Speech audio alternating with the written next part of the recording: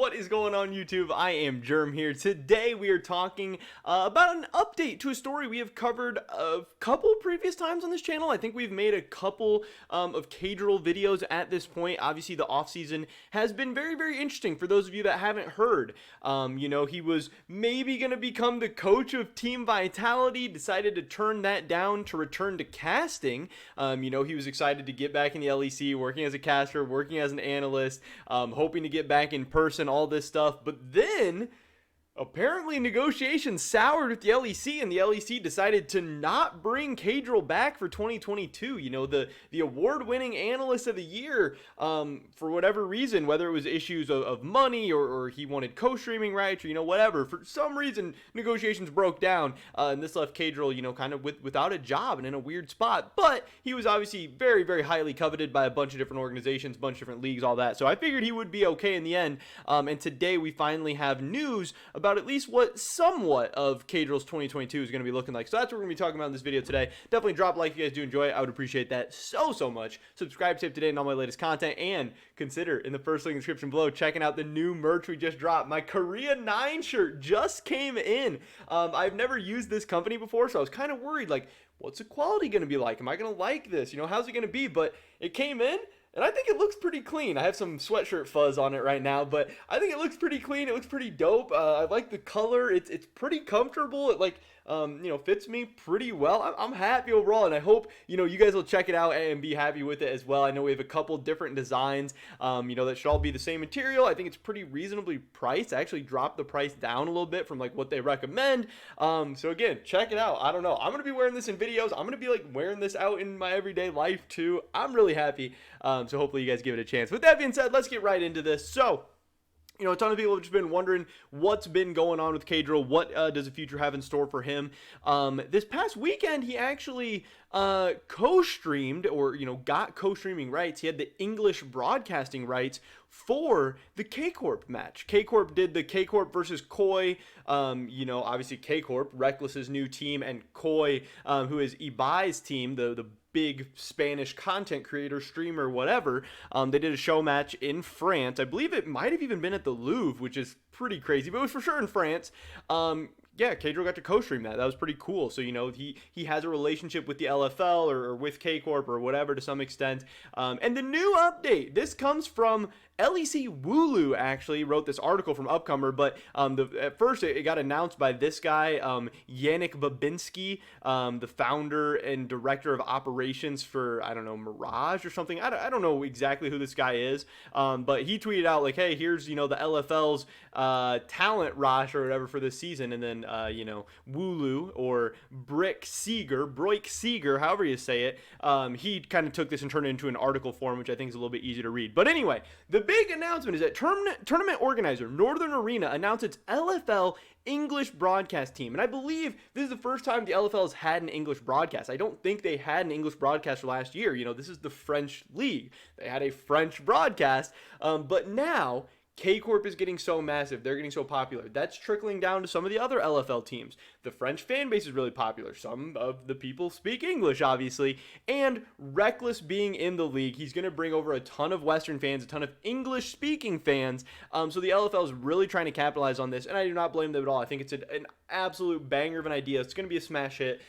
So they have, their English broadcast. Also, Cody Sun is in the league. I didn't even remember that. But yeah, Cody Sun's in the league. I'm sure some people will be tuning in for him. But here is the roster that they announced. A lot of people I've never heard of. Sierra Dawn, Ravishing Gravish, Visions, Beatdown, Lisa Doan, Influenia, I don't know. But then Caedrel and Medic as guest commentators. That is really, really cool. Now, to my knowledge, Medic will still be working with the LEC in 2022, but I'm pretty sure the LFL plays games during the week. I think I saw like Tuesday, Wednesday, Thursday games, or Wednesday, Thursday games, or something like that. At least some of their games are during the week. So I'm assuming Medic will probably come in during the week and cast some games in English. Again, I don't know if that's going to be on site. I don't know if that's going to be remote. I don't know if that's going to be on his, in his bedroom. I don't know exactly how that's going to work.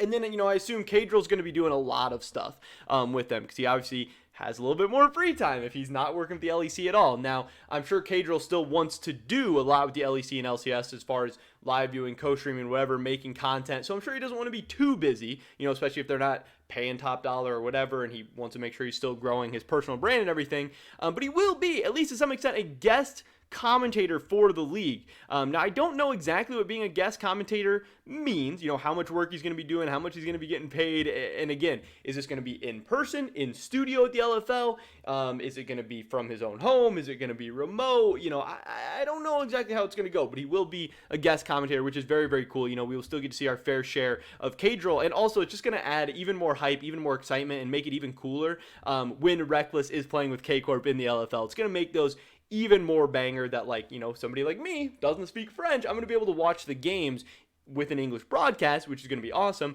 But then also an English broadcast casted by Caedrel and Medic, some of the best, analysts and casters in competitive League of Legends right now. I know people have mixed opinions about Medic and how good he is or whatever. He's towards the top for sure. I mean, even if you think he sucks, he sucks relative to some of the other really, really great casters. And I don't even think he sucks. I think he's good. And then obviously, again, Caedrel's the reigning analyst of the year. So getting to watch him, commentating over K-Corp games with Reckless there and all these other exciting players and all the French fans going crazy, it's going to be super, super fun.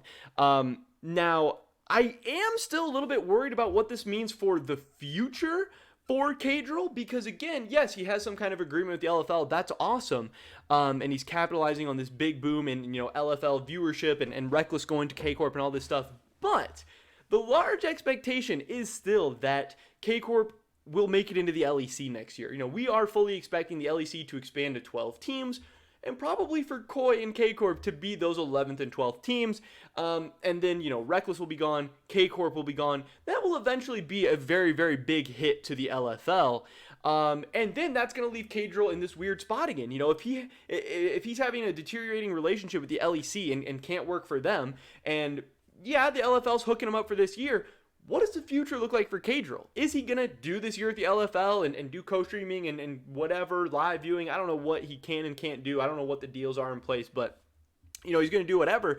And then the LFL is probably not going to be as popular in 2023. If K-Corp, Reckless, if all these guys are gone, is that when he's going to get into coaching? Is this his bridge between, whatever happened in this offseason and getting into that? Because we know he was very, very close to accepting coaching offers, but he said, hey, I want to do more casting. I want to do casting in person. I want to take this thing to the very highest level. I want to see how good I can do with this. And obviously not being a part of the LEC takes a massive hit to that. So that, maybe he has some regrets about, hey, I should have just jumped into coaching or whatever. So I do kind of wonder what the future does still have in store for Caedrel. But either way, I think this is awesome. I think it's a smash hit for the LFL fans, smash hit for Reckless fans, and all in all, making the best out of a bad situation for Caedrel. But Caedrel's going to be okay. His YouTube's popping, his Twitch is popping. He's making a ton of money. He's wealthy. Maybe this sucks in terms of meeting all of his career goals and all the expectations he had for the year, whatever. But the LFL is going to be hyped this year. I don't think this is, a major, major hit to him. It's going to have a ton of eyeballs on it. He's still going to get to grow. He's still going to get to do all these things.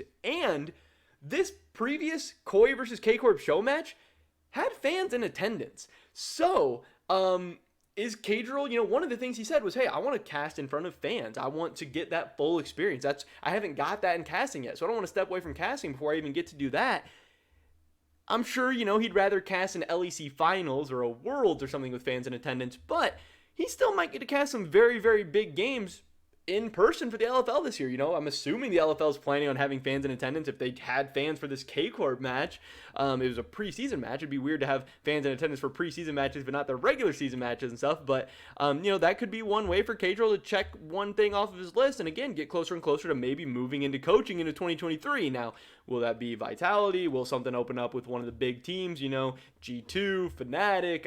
I don't know exactly what's going to happen, but, big announcement that, this is how we're going to be seeing Caedrel in 2022, at least to some extent. Again, just a guest commentator, so he's still going to have plenty of free time to do other stuff. So I'm still excited to see what other content, what other projects, potentially what other productions, he ends up working on. But at least we're getting some answers. Caedrel's not going away. We're still going to see him in a big capacity in 2022, and I think that's going to make a lot of people happy, because when they heard he wasn't going to be in the LEC, that was, pretty disappointing. A lot of people have Caedrel as one of their favorite esports personalities, especially as much as he's grown over the last year. So, this was some good news coming out at the end of the day, I think. Like I said, making the best of a bad situation. But that is pretty much it for this video today, guys. Definitely drop a like if you did enjoy it. I would appreciate it so much.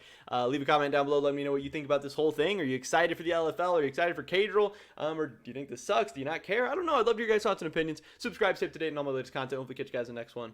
But until then, peace.